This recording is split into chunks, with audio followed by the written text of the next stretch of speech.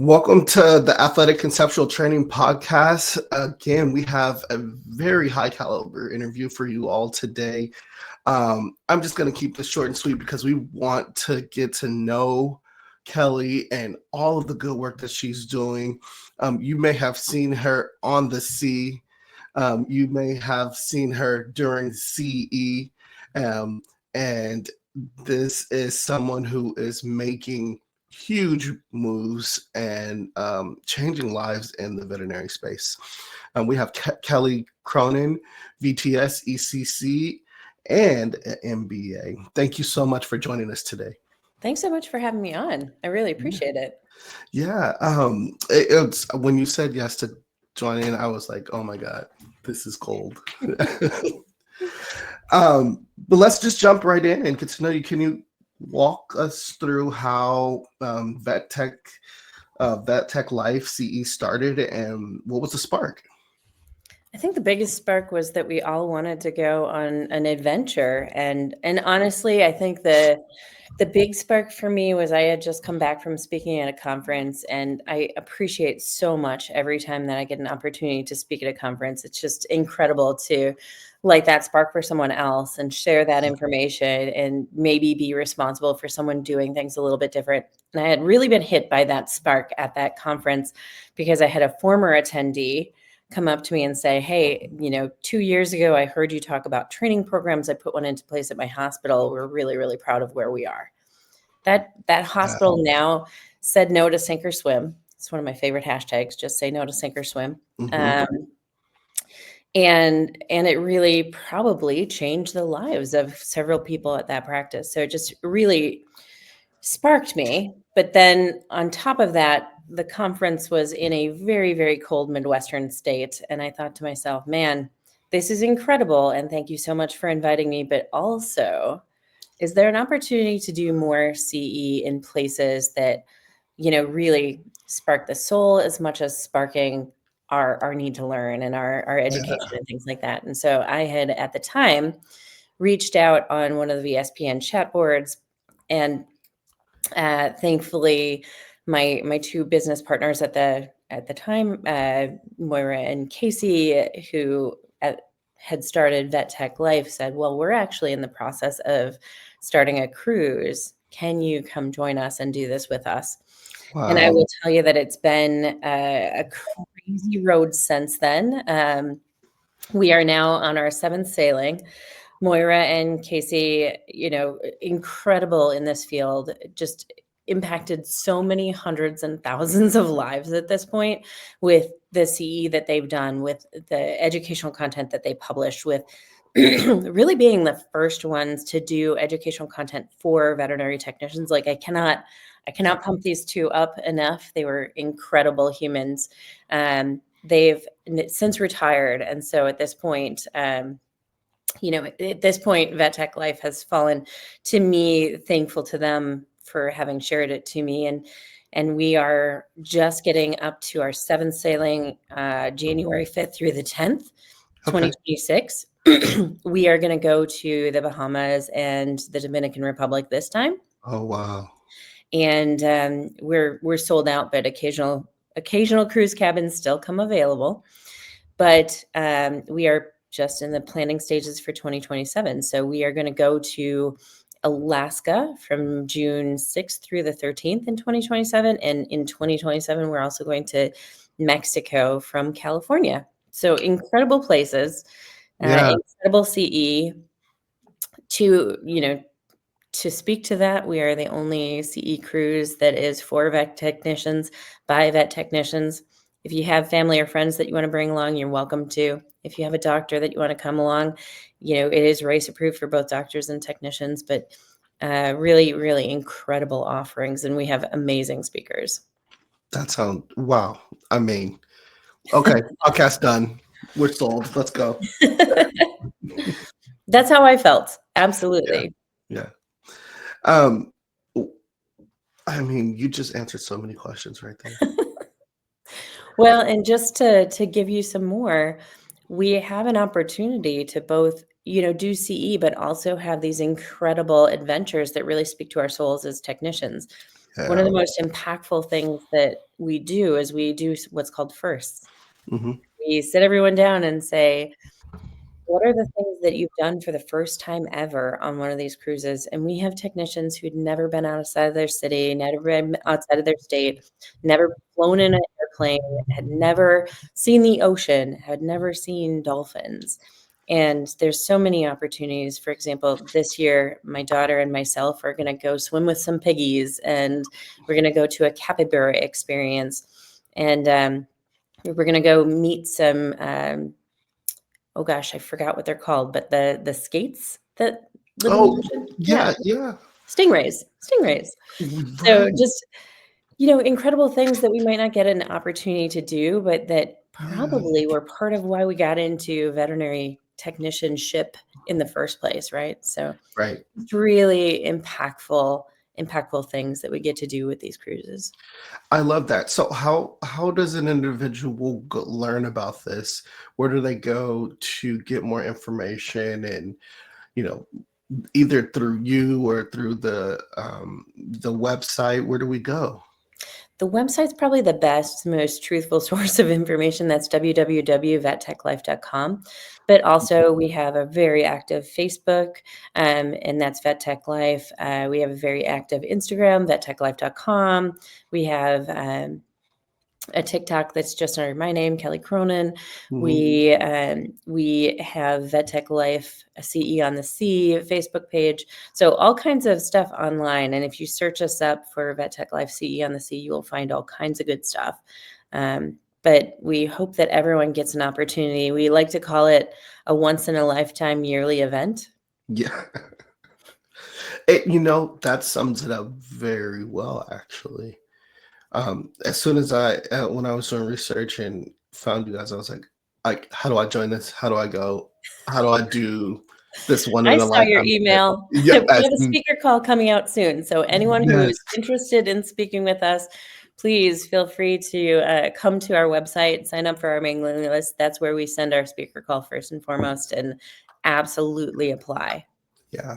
I want to do the firsts every year. I love it. I love it.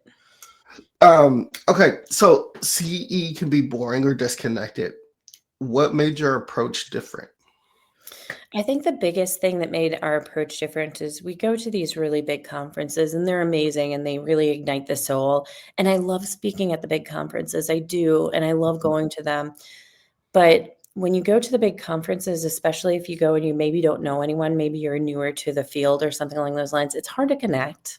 Oh yeah, And it's hard to feel comfortable enough to like go stand in the line of 12 people to talk to the speaker afterwards. So we wanted to take it and make it informal and friendly and just give everyone an opportunity to really become part of the CE that they're providing. yeah, And so we have smaller class sizes. And effectively, we have a situation where you're immersed, right? Like you're eating breakfast, lunch, and dinner with our technician speakers. And just it's incredibly impactful to not only hear them do clinically relevant CE. So we only utilize clinically relevant CE. This is CE that you hear it on the cruise ship, whether it be how to do local blocks or whether it be, an anesthesia escape room. And these amazing speakers like Amanda Shelby and Tabitha Kassera and Mary yeah, Berg. And oh my gosh, like the people that you look up to and you're like, how do I sit within, 20 feet of these incredibly inspiring, amazing humans? And that translates to, hey, I'm also having dinner with them. Hey, I'm yeah, also like sitting with them at a very formal dinner that's included in the cruise. And I don't mean formal like stuffy. I mean formal like delicious and amazing and multiple courses and just gourmet mhm, and not something extra, not something mhm. that you have to pay for extra, not something that, you have to set up. It's happening for you. And you're getting this really one-on-one relationship with other goers, with other people speaking. You come home with a tribe. I mean, have you talked about this before? Maybe once or twice. Okay. I'm pretty sold. I mean, already, I mean, my question said I'm just throwing out of the window at this point because you have answered so many questions. And I think for the viewers, if I could speak for the viewers, we are all bought in already. I mean, what you're doing is a one in a lifetime yearly event. Truth. Next year, we're going to be going twice, once in January and then once in June for Alaska, once in January for Mexico and for Catalina Island. And honestly, Okay. you've got your choice of warm versus really warm. I've always wanted to go to Alaska. We actually have a vacation rental in Alaska, a little dome up in Kasilof, Alaska. So clearly I love me some Alaska as well. Okay. Yeah. So what's the best thing about Alaska? So Oh, let's if you've never seen them before, you have to look it up. But the best thing about Alaska, they're called pikas. okay. And the most famous pika is named Hatcher after Hatcher Pass, where the pikas are found. And they're tiny little rodents. Anyone who's seen Princess Bride, they're rodents of extraordinary size. They like to give each other flowers. So they're just these little fluffy things that run around giving each other flowers. It's pretty impeccable. Okay. But second best thing are the views. Views in Alaska, between whale watching or, seeing the mountains or seeing the snow caps or seeing the glaciers or, Yeah. just sitting and watching the ocean from K Beach or the rivers. The rivers are so incredibly crystal blue. Like we have a river in Kasilof where it meets another river. And one river is glacial fed, so it's the brightest blue you've ever seen, except for in the Caribbean. Oh, And it comes into a gray river, and it's just the most delineated thing it's just, the views are impeccable. In yeah. the winter, in the summer, it doesn't matter. We have a really amazing picture from my caretaker of our house in Alaska with the northern lights. And Oh, it's just wow. absolutely stunning. And, the house is a green dome, and the northern lights are beautiful purple and green. And if you've never seen the northern lights, go over to In a Nutshell on Facebook and you will see the most amazing picture of the northern lights. And the Alaskan northern lights are not to be missed. Oh, wow. So yes, views and Okay. pikas and views, and maybe whales and maybe sea lions. Okay, I don't know what the best thing about Alaska is. You gotta go and find out. All right. I will do it. Let's jump into some in-depth questions really quickly. You're building a whole community, not just CE. What is the hardest part of that been? I think the biggest thing about building a community is trying to give multiple facets of different ways of supporting that community. Yeah. And, we try and have community events like Vettechlife to bring everyone together, but also we're trying to constantly think of ways to help. I currently work for a company called Team, which provides virtual veterinary assistance, virtual assistants. So we actually have remote workers who will help Yeah. practices with some of the overwhelm, some of the burnout, producing extra things, whether it be helping doctors scribe their records, whether Mhm. it be answering some of the calls so that we don't have our receptionist burning out from never being able to take a break, never Mhm. being able to go to lunch, never being able to get away from a ringing phone, never being able to give our clients directly in front of them the type of one-on-one experience that they deserve. And so that is a resource. We provide Vettechlife Financial Fitness, which is a Facebook group that's predominantly meant to help veterinary teams reach financial viability. We know that it's incredibly hard to to financially make it in this business. I will tell you that, and it's not bragging, it's just my experience, but I was able to save a significant amount of money. In fact, I'm almost to my financial independence number, which is the number at which, if I live off of my money at the rate that I am currently spending for my life, my yearly spend, I would effectively have money forever. And I got there while I was still working as a veterinary technician, sub $20 an hour. So Wow. I really want to make sure that things like Vettechlife Financial Fitness are really letting people think how to utilize their money smarter, how to negotiate for more, how to utilize their CE funds to actually do things that are incredible, like go to Vettechlife CE on the Sea. And when we're thinking about all of the different ways that we want to grow a community, the biggest thing that I'm constantly looking for is how can I make sure that all of the things that I'm doing are supporting the people that are part of that community as much as possible. Yeah. Now, I can't solve all of the things by any stretch of the imagination, and thank God there are other resources out there. And part of this is just making sure that we highlight other resources, and just make sure, for example, we did a little piece on Vettechlife Financial Fitness about how to talk to your manager about adding additional things like negotiating gym memberships. It costs the clinic nothing to negotiate a business gym membership.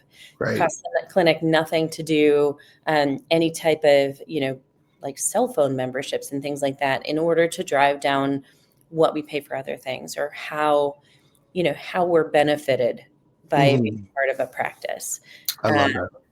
and I think honestly, it's one of those things where we just have to give everyone resources and tools as much as possible. I can't change the way that vet med pays.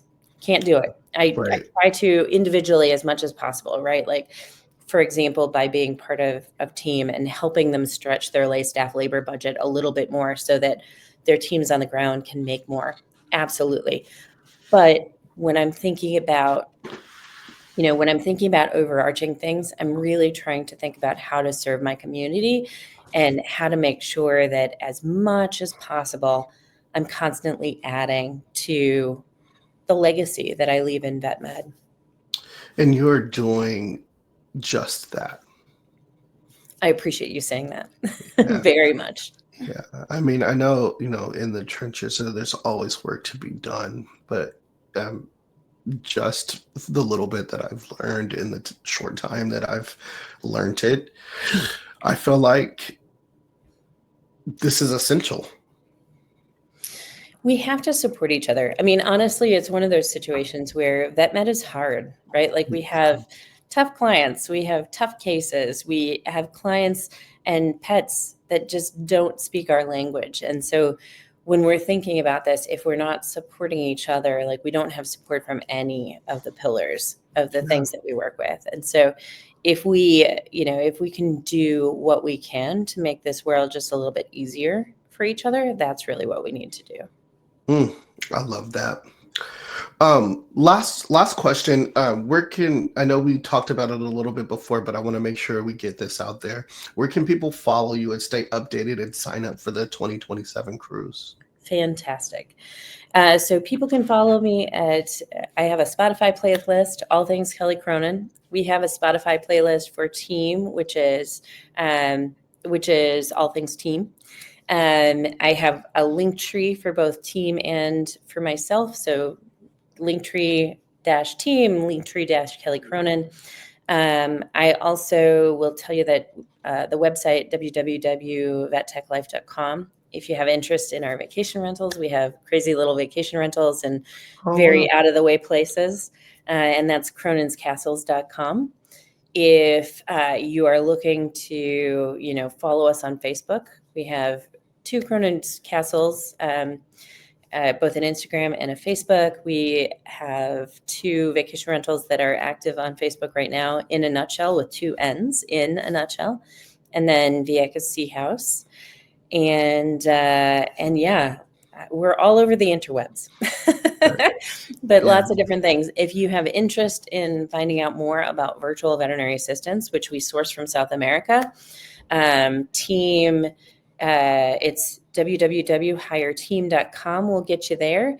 And we're very active on LinkedIn. So the team LinkedIn is incredibly useful, very, very affordable to bring a virtual team member in.